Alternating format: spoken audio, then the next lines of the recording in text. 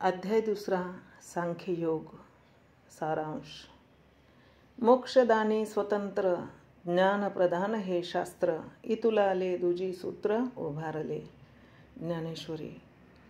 श्री ज्ञानेश्वर महाराजांच्या मताप्रमाणे गीतेत कर्म, उपासना व ज्ञान या तिन्ही मार्गांची जरी चर्चा असली तरी गीताशास्त्र हे मुख्यतः ज्ञानप्रधान असून जीवाला अपेक्षणीय असलेल्या मोक्षाची प्राप्ती करून देण्याच्या बाबतीत ते स्वतंत्र आहे. या अध्यायात सांख्यशास्त्राचा अभिप्राय सांगून बुद्धियोगही भगवंतांनी थोडक्यात सांगितला आहे. त्याचा अनुवाद ज्ञानेश्वर महाराजांनी कसा केला आहे हे आपण पाहू. रणक्षेत्रावर आपल्यासमोर उभा असलेला सर्व आप्त समुदाय पाहून अर्जुनाच्या ठिकाणी अनिवार्य शोक व करुणा उत्पन्न होऊन चिखलात रुतलेल्या राजहंसाप्रमाणे त्याची स्थिती झाली. ती पाहून त्याला त्या महामोहातून सोडविण्याकरता भगवंताने उपदेश करण्यास या अध्यायात सुरुवात केली आहे. प्रथमतः अर्जुनाला त्याच्या शौर्य, सामर्थ्य व पराक्रम या गुणांची आठवण करून देऊन सांप्रतच्या प्रसंगी निशस्त्र होणे हे षंडासारखे आहे. यामुळे तुझी असलेली प्रतिष्ठा तर जाईलच, परंतु ज्या इह परलोकांची तुला काळजी लागली आहे ते दोन्ही लोक तुला अंतरतील असे सांगितले. तरी देखील अर्जुन देवालाच उलट शिकवताना दिसतो. देवा, हे युद्ध नाही, हे मोठे पातक घडत आहे. इष्ट, मित्र, सोयरे, भीष्म, द्रोणांसारखे पूज्य गुरुजन यांचा वध माझ्या हातून होत आहे. छे, असले पाप करण्यापेक्षा भीक मागितलेली बरी. असे म्हणून त्याने देवाकडे पाहिले तेव्हा देवाला आपले म्हणणे पटत नाही असे त्याला दिसले. यावेळी मात्र अधिक काही न बोलता आपला देवाच्या ठिकाणी असलेला अनन्य भाव प्रगट करून तो देवाला शरण गेला व मला तर माझे हित कळत नाही, तूच मला योग्य धर्म काय आहे ते सांग असे विनवून म्हणाला. देव जणू काय शरणागतीची वाटच पाहत होते. ज्ञानेश्वर महाराजांनी मोठे सुंदर रूपक करून मोहरूपी सर्पदंश झालेल्या अर्जुनाच्या मदतीला, ज्याच्या नुसत्या दृष्टिक्षेपातच ते विष उतरवण्याचे सामर्थ्य आहे, असे भगवान रूपी गारुडी कसे धावले याचे वर्णन केले आहे. अध्यात्माच्या बैठकीवरून केलेल्या उपदेशास येथूनच सुरुवात झाली आहे. येथपर्यंतचे देवाचे बोलणे वरवरच्या उपचाराप्रमाणे होते, परंतु सद्वैद्य जसा असाध्य रोग असला म्हणजे खोलवर जाऊन निदान करतो व दिव्य औषधाची योजना करतो, तसे अर्जुनाच्या मी लढणार नाही, मला पाप लागेल या म्हणण्याचे खोलवर जाऊन निदान करून यापुढे भगवंताने उपदेश केला आहे. सुरुवातीसच अर्जुनाच्या डोळ्यांवर असलेली झापड घालविण्याकरता मात्रेचे चांगले 2 वळसे दिले आहेत. मी मारले तरच हे मरतील या अर्जुनाच्या घमेंडीवर प्रहार करून या जगाचा सर्व शक्तिमान समर्थ असा ईश्वर चालक असून त्याच्या संकल्पाप्रमाणे सर्व सृष्टीच्या उत्पत्तीनाशांचा क्रम अव्याहतपणे चालला असून तू आपल्या ठिकाणी यांना मी मारीन व मला पाप लागेल अशी फुकट अहंता का घेत आहेस? तू भ्रांतीला वश होऊन देह व इंद्रिये यांच्यावर दृष्टी ठेवली आहेस म्हणून तुला जन्म मृत्यू दिसतात, परंतु जे या देहाच्या व इंद्रियाच्या तडाख्यातून सुटतात त्यांना फक्त एक आत्माच दिसतो. आता हे खरे की देहादी उपाधी व चैतन्य यांची सरमिसळ झाली आहे व ती वेगळी करणे कठीण आहे, पण जे संत आहेत ते विवेकाची कास धरून या फुटक्या उपाधीतील शाश्वत सर्वव्यापी जन्ममरणरहित चैतन्याची ओळख करून घेतात. कोणत्याही शस्त्राने या सर्वांच्या अंतर्यामी वसत असणाऱ्या चैतन्याचा घात करू गेले तरी होणे शक्य नाही. शस्त्राने नाश फक्त शरीराचा होतो व शस्त्र टाकून देऊन शरीराचा नाश करण्याचे टाळले तरी आज ना उद्या ते शरीर पडणारच. नाचणे हा त्याचा स्वभावच आहे. जुनी वस्त्रे फाटली म्हणजे मनुष्य नवीन घेतो, तसे हे चैतन्याच्या ठिकाणी अनेक देह जातात व येतात. आकाशात मेघ येतात व जातात याप्रमाणे या सृष्टीची मायामुळे घडामोड झालेली दिसते. म्हणून आत्मा अमर आहे या दृष्टीने विचार केला काय, अथवा शरीर जाणारच आहे म्हणून विचार केला काय? तुला शोकाला अवसर नाही म्हणून तुला लढणे हेच श्रेयस्कर आहे.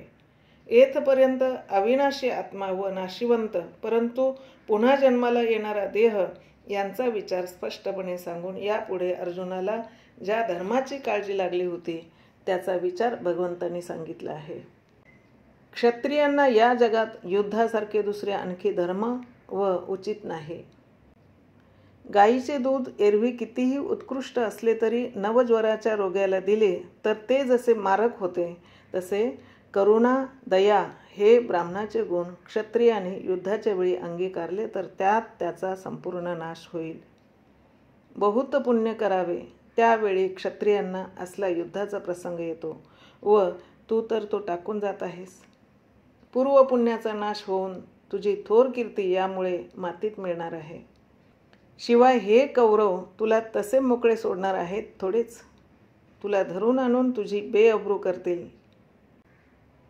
थोडक्यात सांगायचे म्हणजे या तुझ्या शस्त्रसन्यासामुळे कीर्ती जाऊन अपकीर्ती व अधर्म तुझ्या वाटेला येणार आहेत. यापेक्षा युद्ध केलेस तर कोणत्याही दृष्टीने बघितले तरी तुझा फायदाच आहे. लढता लढता मरण आले तरी स्वर्ग मिळेल. जय मिळाला तर राज्य ठेवलेले आहेच. म्हणून जय झाला काय किंवा अपजय झाला काय तुझे कल्याणच आहे. ही समत्व बुद्धी ठेवून उचित अशा धर्मयुद्धाला पुन्हा प्रवृत्त हो व जे प्राप्त होईल ते निमूटपणे सहन करणे श्रेयस्कर आहे. त्यात पाप बिलकुल लागणार नाही. येथपर्यंत थोडक्यात सांख्यस्थिती सांगितली. आता वज्रकवचाप्रमाणे अभेद्य व रक्षण करणारा जो निष्काम कर्मयोग तो तुला सांगतो असे म्हणून त्याची चर्चा करण्यास देवांनी आरंभ केला. ईश्वरा वाचून ज्या बुद्धीला दुसरा आधार नाही त्या अनासक्त बुद्धीने स्वधर्माचरण करण्याची हातवटी का एकदा प्राप्त झाली म्हणजे या प्रपंचाच्या उपाधीत असूनही ती उपाधी मनुष्याला बाधा करू शकत नाही. परंतु ईश्वराला सोडून व वेदाच्या अर्थवादात सांगितलेल्या मनोहर दिसणाऱ्या स्वर्गसुखाला भुलून जे त्याच्या मागे लागणारे दुर्बुद्धी लोक या जगात आहेत त्यांची तू संगत धरू नकोस. वेदामध्ये अधिकारपरत्वे अनेक गोष्टी सांगितल्या आहेत. तुला मात्र निष्काम कर्म करणेच योग्य आहे. ईश्वरार्पण बुद्धीने केलेले कर्म जरी दैववशात असांग राहिले तरी ते ईश्वराच्या ठिकाणी प्रविष्ट झाले असल्यामुळे ते परिपूर्णच आहे. अशा बुद्धीने कर्म करणे हे योगाचे सार आहे. देह व इंद्रिये यांच्यावर तुझी बुद्धी स्थित आहे म्हणून तिला मोह उत्पन्न झाला आहे. ती बुद्धी जेव्हा शुद्ध होईल त्यावेळी तुला या योगस्थितीचा म्हणजे साक्षात समाधीचा अनुभव येईल. समाधीचे हे अद्भुत वर्णन ऐकल्याबरोबर अर्जुनाच्या तोंडाला पाणी सुटले व त्याने या समाधी सुखाचा निरंतर अनुभव कोणी घेतला आहे का? त्यांची स्थिती व आचरण देवा मला सांगाल का?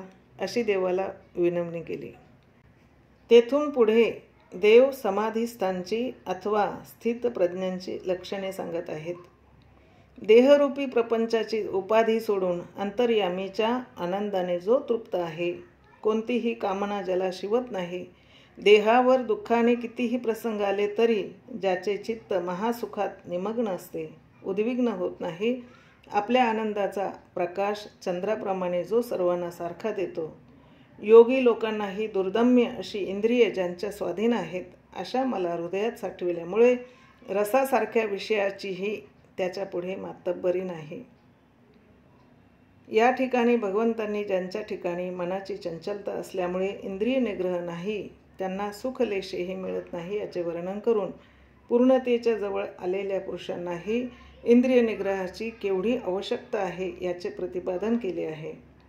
विषयाची नुसती आठवण चित्तात राहिली तरी संपूर्ण नाशाचे ते बीज आहे. परंतु हे स्थितप्रज्ञ पुरुष सदा जागे राहिलेले असतात. ते अनंत सुखसमुद्रात बुडी देऊन राहिल्यामुळे रिद्धिसिद्धीसारखे ऐश्वर्यही ज्यांच्या खिजगणतीत येत नाही असे परमानंदाने पुष्ट झालेले पुरुष जगद्रूप बनून जगतातच वावरतात. या बोधावर सर्व काळ असल्यामुळे देहपात व्हायचा प्रसंग आला तरी त्यांच्या चित्तात कोणतीही गडबड न उडता खपली पडावी तसा त्यांचा देह नकळत पडतो. देवाचे ते बोलणे ऐकून अर्जुनाला मनातून हर्ष झाला. त्याच्या मनात होते तेच देवाने सांगितले असे त्यास वाटले. आपला हा विचार देवाला अर्जुन पुढच्या अध्यायात सांगेल.